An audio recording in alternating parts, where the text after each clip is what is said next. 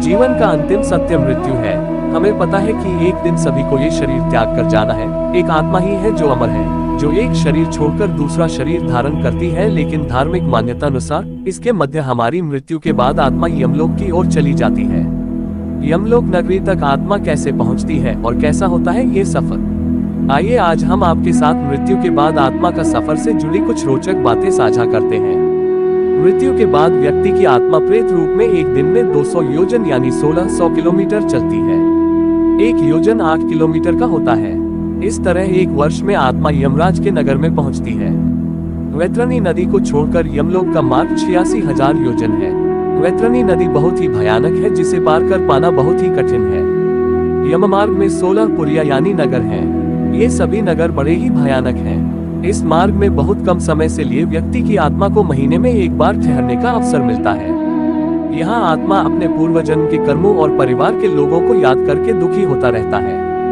यमदूतों की यातना से दुखी होकर आगे कैसा शरीर मिलेगा ये सोचकर भी घबराता है। यम मार्ग में कई नरक हैं, जिनमें कुछ नाम है अंततम और ताम्रमय। अंततम कीचड़ और जोग से भरा है, जबकि ताम्रमय तपे हुए तांबे जैसे गर्म है।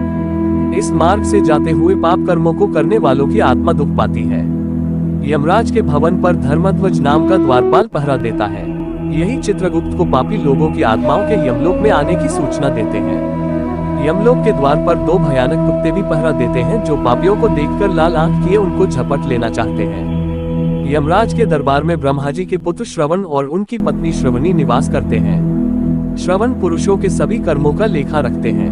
ये पुरुषों की सभी बातों को दूर से ही सुनकर उनके पाप पुण्य का लेखा जोखा रखते हैं। इनके कहने के अनुसार ही यमराज पुरुषों को उनके कर्मों के अनुसार फल देते हैं। श्रवण की पत्नी स्त्रियों के पाप पुण्य को यमराज से बताते हैं।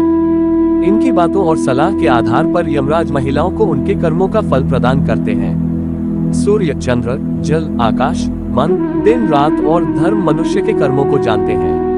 यमराज व्यक्ति के कर्मों का हिसाब करते समय इन्हें भी गवाही के लिए बुलाते हैं। कई ऋषि और अश्वमेध यज्ञ के फल से उत्तम लोक में गए राजागण भी यमराज के दरबार में सलाहकार होते हैं। सभी से विचार और सलाह लेने के बाद यमराज व्यक्ति को दंड और उसके अगले शरीर के बारे में विचार करते हैं। अपने कर्मों का फल भोगकर प्राणी को फिर से बचे हुए कर्मों का फल भोगने के लिए नया शरीर मिलता है।